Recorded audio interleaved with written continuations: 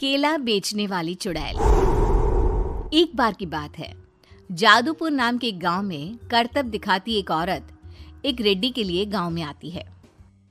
आइए आइए मेहरबान कदरदान, खाइए रोहड़ा के ताजे ताजे केले। कभी खाए नहीं होंगे ऐसे केले, पीले पीले केले खाइए। ये कहकर रोहड़ा हाथों में 4 केले लिए उन्हें सर्कल में जोर जोर से हवा में उछालती हुई करतब दिखाती है, जिसे देखकर आसपास के सारे बच्चे अपने अपने मम्मी पापा से उस औरत के पास जाने की जिद करने लग जाते हैं। पापा, ऐसा तो सर्कस में बॉल से होता है ना, ये आंटी तो केले से कर रही है। चलिए ना पापा, देखते हैं। रोहड़ा एक पतली सी तार पर चलती हुई केलों से करतब दिखाती है। आते जाते सभी लोग बाहर रुककर उसके करतब देखते हैं और वाह वाही करते नहीं थकते। जैसे ही एक आदमी पास आकर उसे पैसे देने लग जाता है, तब वो कहती है, अरे नहीं नहीं साहब, मैं करतब तो बच्चों के मन को बहलाने के लिए करती हूँ। धंधा तो मेरा केले का है। पीछे देखो मेरी रिड्डी, जो भी मेरे केले खाएगा मेरी तरह चुस्त दुरुस्त और तंदुरुस्त हो जाएगा। पता चलता है क्या कि मेरी उम्र 55 की है। अरे पर ऐसे ठंड के मौसम में कोई केला क्यों खाएगा? ये ऐसे वैसे केले नहीं है साहब, ये शरीर में गर्मी देते हैं, ठंड को दूर भगाए। जो भी रोहिणा के केले खाए। पापा, अगर मुझे केले नहीं मिले तो मैं घर नहीं जाऊंगी। तभी उसके पापा कहते हैं कि बेटा, केले ठंड में कभी गर्मी नहीं देते। ये सब कहने की बातें हैं, सामान बेचने का तरीका है इनका। पर पिंकी नहीं मानती। मैं केले खाऊंगी। पिंकी की जिद के आगे नत्थू हार जाता है और उसे केले खरीद कर दे देता है। पिंकी खुश होकर केले घर ले आकर खाती है। अब मैं भी करतब करूंगी, कितना मजा आएगा। जादुई केले। पिंकी पहला केला खत्म भी नहीं करती कि वो बेहोश हो जाती है। दूसरे केले से एक काला धुआं आता है और रोहड़ा चुड़ैल बनकर बाहर निकल आती है। मेरे भूतिया केले बच्चे न खाए, ऐसा हो ही नहीं सकता।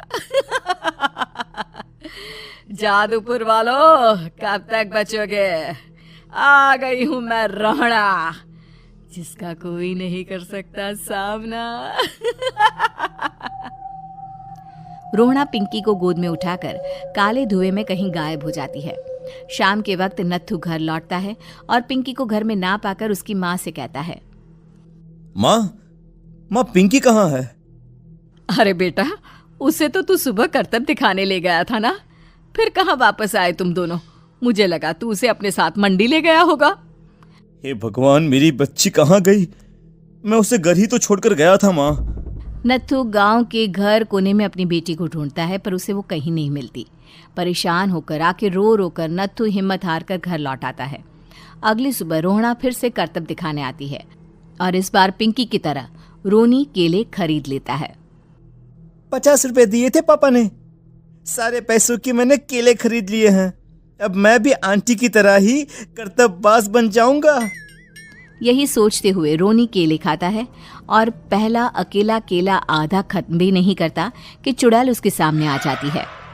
मेरे साथ चलने का समय आ गया है रोनी।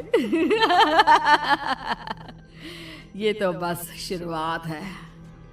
अब इस गांव के सारे बच्चे धीरे धीरे मेरे कब्जे में होंगे, एक बच्चा भी नहीं बचेगा।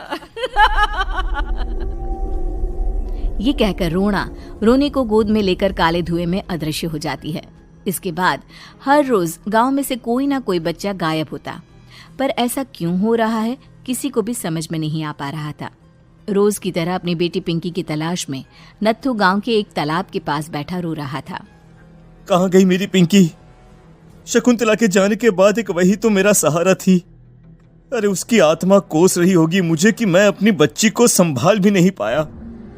नत्थू ये कहता हुआ रो ही रहा था कि तभी तालाब में से उसे शकुंतला की आवाज सुनाई देती है। कहाँ थी तुम शकुंतला? हमारी बच्ची और सारे गायब हुए बच्चे रोहड़ा के कब्जे में हैं।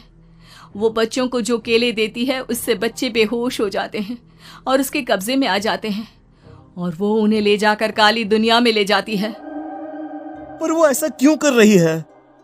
ये मैं नहीं जानती, पर उस दुनिया का रास्ता मैं आपको बता सकती हूँ। जहां ये नदी खत्म होती है वहां एक केले का पेड़ है, उसके नीचे एक दरवाजा है, वहीं से रास्ता जाता है उस दुनिया का। ये कहकर शकुंतला की आत्मा गायब हो जाती है। गांव के सभी लोग झुंड बनाकर उसी रास्ते से काली दुनिया में चले जाते हैं और वहां देखते हैं कि सारे बच्चे वहां काम कर रहे थे। पापा मुझे ले चलो यहाँ से। पापा पापा। सभी बच्चे अपने मम्मी पापा से लिपट जाते हैं। तो तुम लोग यहाँ तक आ गए? क्यों हमारे बच्चों को पकड़ लिया तूने? तुझे शिकार ही बनाना है तो ले, हम सब आ गए हैं, हमें खा ले।